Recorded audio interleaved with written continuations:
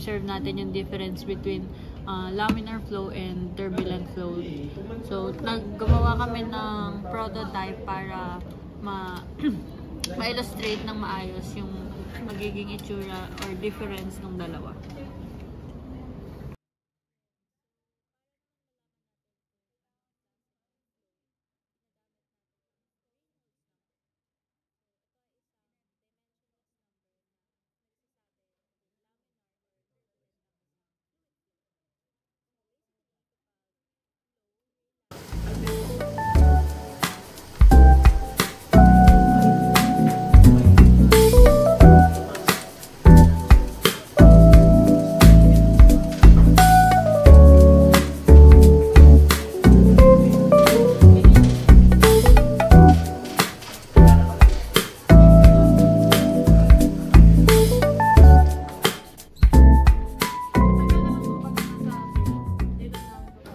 Okay guys, simulan na natin. So, ang objective ng experiment na to is to investigate the characteristics of fluid flow in pipes at para ma-distinguish kung laminar or turbulent flow ba yung nangyayari. Pag sinabing laminar flow, ang galaw ng fluid ay smooth and in parallel layers. Ibig sabihin, walang halong gulo sa flow, walang vortex, ganon. So, usually nangyayari ito sa low velocity and low Reynolds number. On the other hand, turbulent flow naman ay chaotic, puno ng swirls, ganun po. Ito naman common sa high velocity at mataas na Reynolds number. So, ang goal natin is malaman kung anong klase ng flow meron tayo gamit ang mga observations and calculations. Kung titignan nyo yung drawing ng setup, makikita nyo yung container na may faucet na nakabit sa transparent pipe. Nandyan din yung syringe at dye container para ma-inject natin yung kulay sa tubig. Yung dye helps visualize the flow, kung straight ba ang daloy o may swirl na. Gamit ang ganitong setup, madali nating maobserbahan kung kailan nagiging laminar or turbulent yung flow.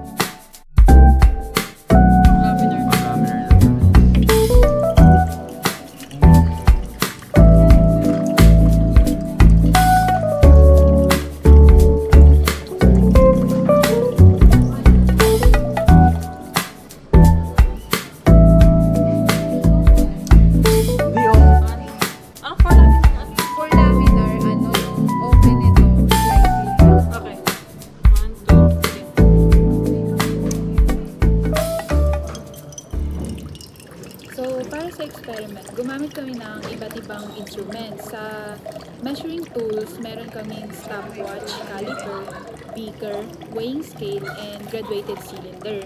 So,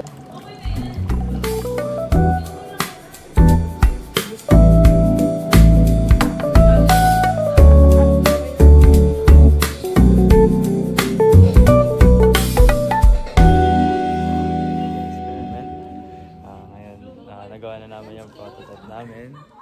Translate daw guys. Nandito na namin. pag tinanggal ko ba to? Ay, na namin paano natin ito yung sa laboratory. So,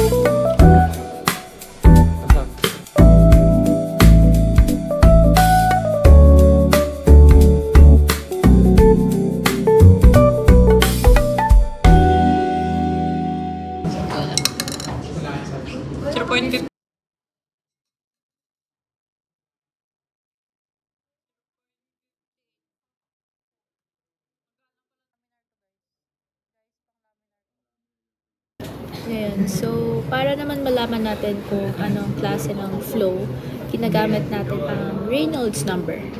So, ito ay isang dimensionless number na nagsasabi kung laminar or turbulent ang isang fluid flow. So, basically, kapag low, ray laminar, kapag mataas, turbulent. So, kailangan din natin dito ang density ng fluid. So, density is basically kung gaano kadami ang mass ng fluid sa isang specific volume. So, ngayon, explain naman natin yung 3 important properties of fluid, which is density, viscosity, and flow rate. So, first, density, ito yung kung gaano kabigat ang fluid sa isang volume. For example, mas mabigat yung tubig compared sa air, kaya iba ang behavior nila. Ang viscosity naman, this is the resistance to flow o gaano kalapot ang isang liquid. Mas mataas ang viscosity ng honey kaysa sa tubig, kaya mas mabagal siyang nag-flow.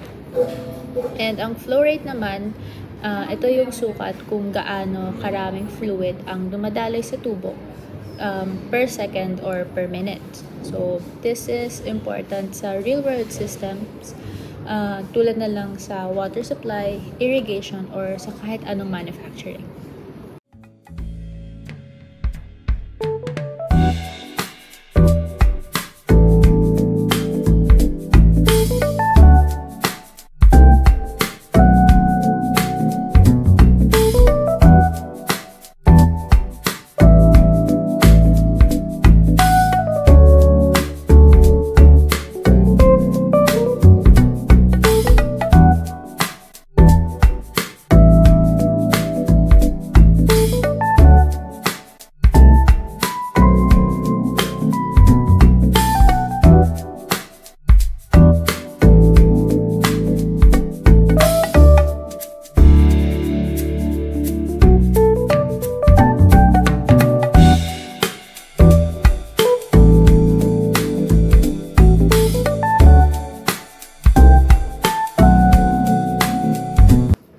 In conclusion, itong activity ay nakatulong para mas maintindihan natin ang behavior ng fluid sa pipes. Nalaman natin kung paano nag-iiba ang flow depende sa viscosity, density, at flow rate. Simple man yung setup, pero ang dami nating natutunan na applicable sa real-world engineering problems.